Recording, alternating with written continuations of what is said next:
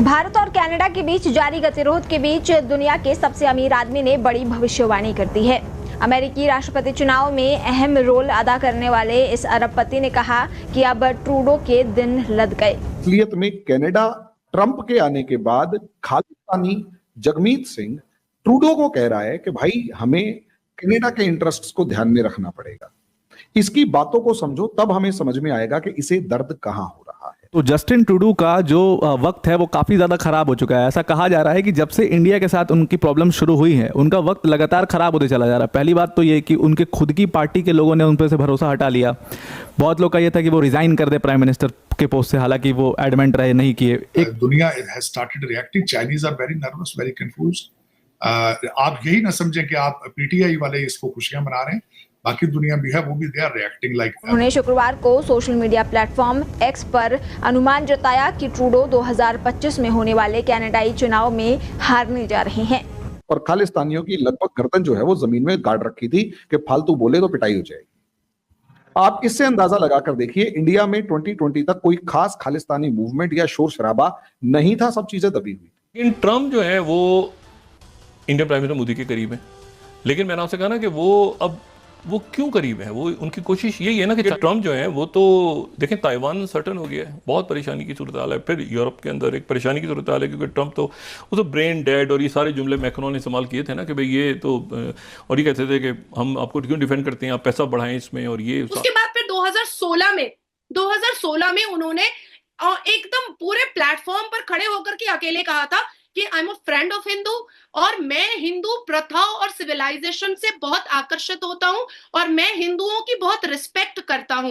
ये उन्होंने अपनी स्पीच में कहा था। नमस्कार दोस्तों, अब कनाडा की हालत भी खराब हो चुकी है। कनाडा में जस्टिन ट्रूडो को समझ में आ चुका है कि अब उसका बहुत बुरा टाइम शुरू होने वाला है। एलन मस्क ने अभी ट्वीट किया है और उसने साफ साफ बोल दिया है कि भाई ट्रूडो अब तेरी बारी है। अगले साल जो चुनाव होने वाले कनाडा में अक्टूबर में, उसमें ट्रूडो के जाना तय है। हालांकि इसकी सरकार अभी भी अल्पमत में चल रही है और खालिस्तानियों के सपोर्ट से ये अपनी सरकार बचाए हुए है, तो इसका जाना तय है। इसने जो गड़बड़ की है, जो पंगा लिया है मोदी जी से, अब इसे टाइम आ गया कि अब ये उसे भुगतेगा। अमेरिका की जो अब ये जो कनाडा के साथ विवाद हुआ था, इसमें जो असली हाथ था वो बाइडेन का था, ओबामा का था। यानी कि डेमोक्रेट्स जो हैं वो डीप स्टेट जो चला रहे थे, उनका सारा ये खेल था, जिसमें खालिस्तानी हो, कनाडा हो और कई भारत में जो कई संगठन है वो भी उसका एक हिस्सा बने हुए थे। बांग्लादेश में जो हुआ वो भी इन्हीं का ही गेम था। अभी ट्रम्प के आने के बाद इनका गेम पलट गया है और इनकी जो जड़ थी अमेरिका में वही कट चुकी है। तो अब इन सबको आगे बहुत दिख रहा है कि इनके लिए आगे का टाइम अच्छा नहीं है। आप इस सब के बारे में क्या सोचते हैं कमेंट बॉक्स में जरूर लिखिएगा। वीडियो अच्छा लगे तो लाइक करें, शेयर करें। आइए आगे बढ़ते हैं इस वीडियो में। अगर आप अमेरिका और कनाडा के रिलेशंस को देखेंगे, पिछले अप्रोक्सीमेट हम 100 ईयर्स से देखें, जब से अमेरिका कनाडा की लास्ट वॉर हुई और उसके बाद रिलेशंस सेटल होने शुरू हुए, और सेकेंड वर्ल्ड वॉर के बाद जब कनाडा के अमेरिका ने पूरी दुनिया के ऊपर एक तरीके से अपना डोमिनेंस एस्टेब्लिश किया, तब से कनाडा अमेरिका की बी टीम है। जैसे हमने एक मूवी बचपन में, मैंने अपने बचपन में एक मूवी देखी थी, सलमान खान की थी, जैकी श्रॉफ भी उसमें था और पता है बाकी हीरो वगैरह थे। उसमें जैकी श्रॉफ का साला होता है सलमान खान, बंधन मूवी, और उसका एक पेट डायलॉग होता है, जो जीजाजी बोलेंगे वो मैं करूंगा। एग्जैक्टली यही सिचुएशन कनाडा की अमेरिका के साथ है कि जो अमेरिका जी बोलेंगे वो हम करेंगे। कनाडा असलियत में अमेरिका का एक बी टीम है। अमेरिका जो काम सीधे सीधे नहीं कर सकता, वो काम दुनिया के अंदर कनाडा करता है। कनाडा असलियत में उन देशों के साथ नॉर्मली अच्छे रिलेशंस नहीं रखता जिनसे अमेरिका अच्छे रिलेशंस रखने तो चाहता है, लेकिन अमेरिका उन कंट्रीज को कुछ ना कुछ सुनाते रहना भी चाहता है या उन्हें कंट्रोल करके रखना चाहता है। रिलेशंस भी अच्छे चाहिए और कंट्रोल करके भी रखना है, तो अमेरिका ने अपना एक प्रॉक्सी कंट्री खड़ा कर दिया। कैसे कि जैसे इंडिया के साथ अगर रिलेशंस को देखें तो अमेरिका चाहता है इंडिया के साथ अमेरिका के रिलेशंस अच्छे रहें, लेकिन साथ में अमेरिका ये भी चाहता है कि इंडिया को वो कंट्रोल करता रहे, इंडिया को किसी ना किसी मामले में सुनाता रहे। ये खेल इस टाइम पर अमेरिका कनाडा मिलकर इंडिया के साथ इस टाइम तक खेलते रहे।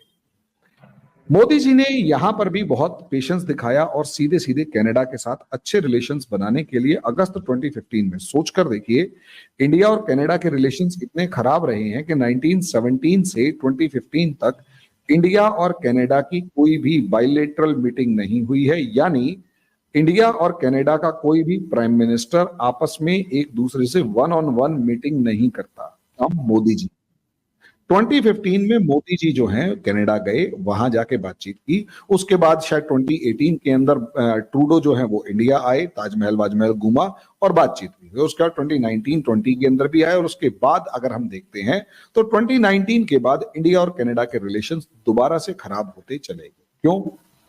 क्योंकि हमें ये समझना पड़ेगा कि असलियत में कनाडा ट्रंप के आने के बाद खालिस्तानी जगमीत सिंह ट्रूडो को कह रहा है कि भाई हमें कनाडा के इंटरेस्ट्स को ध्यान में रखना पड़ेगा। इसकी बातों को समझो तब हमें समझ में आएगा कि इसे दर्द कहां हो रहा है। अब यही एक रीजन था कि अगर आप देखेंगे जब तक ट्रंप 2020 तक रहे, ये ध्यान दीजिएगा, 2020 तक जब तक ट्रंप रहे तब तक इंडिया के अंदर खालिस्तान जो है वो अपना सर नहीं उठा पाया। क्योंकि ट्रूडो भले ही कुछ भी था, अमेरिका ने उसको 4 बातें सुना देनी होती थी, उसको समझा देना होता था और रोक लगा देता था कि भाई तुम कनाडा के अंदर खालिस्तान को बहुत ज्यादा सपोर्ट नहीं करोगे। और यही रीजन है 2020 के अंदर रेफरेंडम की जो बात की जा रही थी खालिस्तानियों की कि खालिस्तान रेफरेंडम करेगा और बात करेगा, देखेंगे कि खालिस्तान बनाना है या नहीं बनाना। वो रेफरेंडम तक नहीं हो पाया क्योंकि ट्रंप जो है अमेरिका में बैठा हुआ था और अमेरिका ने कनाडा की खिंचाई कर रखी थी और खालिस्तानियों की लगभग गर्दन जो है वो जमीन में गाड़ रखी थी कि फालतू बोले तो पिटाई हो जाएगी। आप इससे अंदाजा लगाकर देखिए, इंडिया में 2020 तक कोई खास खालिस्तानी मूवमेंट या शोर शराबा नहीं था, सब चीजें दबी हुई। लेकिन जैसे ही 2021 के अंदर बाइडन आता है, बाइडन का असर हमारे इंडिया के ऊपर दिखाई देता है कि 20 तारीख को बाइडन ऑफिस ज्वाइन करता है और 26 जनवरी को लाल किले के ऊपर खालिस्तानियों ने अपना झंडा फहरा दिया था। ट्रंप आ गया है। ट्रंप आने के बाद कनाडा को अपनी economic policy, foreign policy, trade policy, taxation, इन पे ध्यान देना पड़ेगा ताकि हम ट्रंप से अपना मतलब ताकि हमारे कैनेडियन इश्यूज को हार्म ना पहुंचे, हैम्पर ना हो, प्रॉब्लम क्रिएट ना हो। इसलिए मैं ट्रूडो से कहना चाहूंगा कि ट्रंप से डील ढंग से करे। वो साफ नहीं कह सकता ना कि खालिस्तान को बचाओ, तो उसने क्या कहा, ट्रंप हमारे कैनेडियन इंटरेस्ट को हार्म ना पहुंचा पाए, इसलिए हमें बचना पड़ेगा, हमें समझना पड़ेगा। ये खेल ये वाला है और ये जो डर है कि ट्रंप आके खालिस्तान की गर्दन जो है वो रेत में दबा देगा या यूं कहेगा इन्हें बिल में घुसना पड़ जाएगा ट्रंप के आते ही, तो अब वो डर सता रहा है। काश पटेल जो है he also referred about the Ayodhya मंदिर के बारे में भी उन्होंने अल्फाज बोले थे विच नॉर्मली अमेरिका के अंदर जो है वो लोग नहीं बोलते। तो इट मींस कि ही रेगुलरली लुक्स इंडिया और बड़ा रेगुलरली देखता है और उन्होंने इंडिया के ये जो राम टेम्पल के हवाले से ये जो उस वक्त एक सेरेमनी हुई और सारा कुछ हुआ उसके ऊपर उन्होंने कमेंट किया और उन्होंने कहा कि हिस्ट्री को ये भूल गए थे, लेकिन अब ये उन्होंने इसको प्रेज किया था। तो इट मींस के he is a practicing Hindu, that's why he talked। और दूसरा पॉइंट उसमें ये है कि अब जब सारा दिन आपको अमेरिकन पूछते हैं कि what is Patel, what is Patil, what is Patel, तो when you explain at least 10 times a day to somebody what is Patel means and where that name comes from, Vivek Ramaswamy जब दिन में 10 दफा अमेरिकन्स को बताना पड़े कि this is Vivek, what is Vivek and what is Ramaswamy, तो ultimately you develop the feelings for that। and दूसरा, आपके घरों के अंदर आपकी माएँ हैं, बहनें हैं, आपके रिलेटिव्स हैं, आपकी शादियां हैं, दूसरे इवेंट्स हैं, जब आप उनको करते हैं तो इस तरह तो नहीं हो सकता कि आप अपने हेरिटेज को कंप्लीटली अबैंडन कर दें। हाँ, आप कोशिश जरूर करते हैं उस चीज को बैलेंस करने की, इसमें कोई शक नहीं। Chinese are very nervous, very confused.